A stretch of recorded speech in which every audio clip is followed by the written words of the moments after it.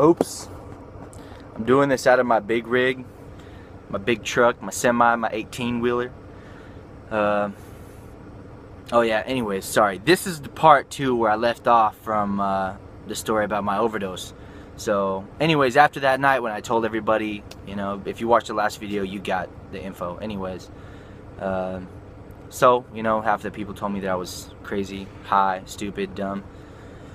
One of my friends believed me, though. He grew up in a Christian household, and he knew. He knew the way I told him and how I was explaining it, you know. And I'm glad he felt it, and he knew what I had to do too. So after that, I drove home. I pretty much cried all the way home of joy, you know. Got home, told my mom. Want to hear something crazy?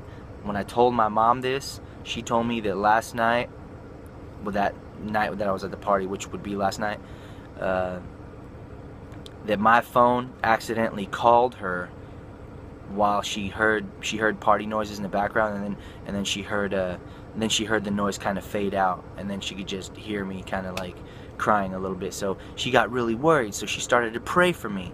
And it was crazy because at the same time I was praying, my mom, through that and her worrying and God pretty much just making that happen, she was praying at the same time I was. And I only found that out when I got home. I had no idea. And that I was just, it blew my mind. It made me realize that God listened to my mom's prayer. And maybe if my mom wasn't praying with me at the same time, that he probably would have let me die. But because my mom is such a devoted woman, and she loves God, she puts God before everything, and that's why God blesses her so much and fills her heart with peace and love. And it's wonderful to have a mother like that loves and cares so much. Anyways, after that, my father and my mother kind of agreed that I should go to Romania with my father for about 4 years. Well, it was supposed to be just like 6 months to a year, but it ended up being 4 years. Anyways, they agreed upon that to get me out of the lifestyle, to get me out of being around from all those people and places. And so I told my dad, okay, I'll go. Now, you know, after that happened, leaving to Romania, that was a time frame between the overdose and leaving was like 3-4 months. And in those 3 or 4 months, you couldn't find a better Christian. I mean, I was straight up, I was so straight. I didn't do nothing. I dropped everything. My whole life was over. And it was awesome. It was a new me. I was renewed.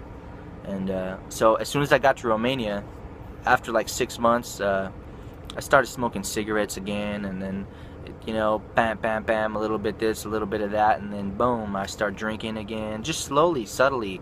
You know, Satan, that's how he likes to roll. He just likes to give you a little bit, and boom, you bit that, just take a little bit more, boom, you bit that, and he just keeps walking you until you walk into your own hole of doom, and boom, Satan's got you.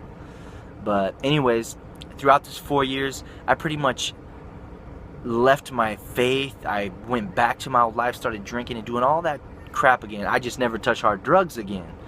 That is a lesson that I learned spiritually and physically. But I just ended up smoking buds all the time. I was high since I was 13 to 20, 22, 23 years old. That entire time I was high. I was literally stoned the whole time.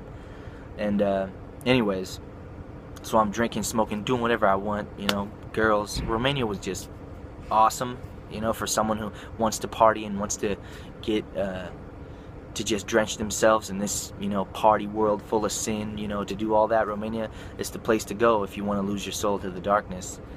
And so that's exactly what ended up happening. And I came back to the US. You know, I met a girl there in Romania. I came here, she came here, we ended up getting married. Now she's my wife. And I started truck driving because I didn't know what else to do to make lots of money, because I wanted money. I was after money now. Money was my drive.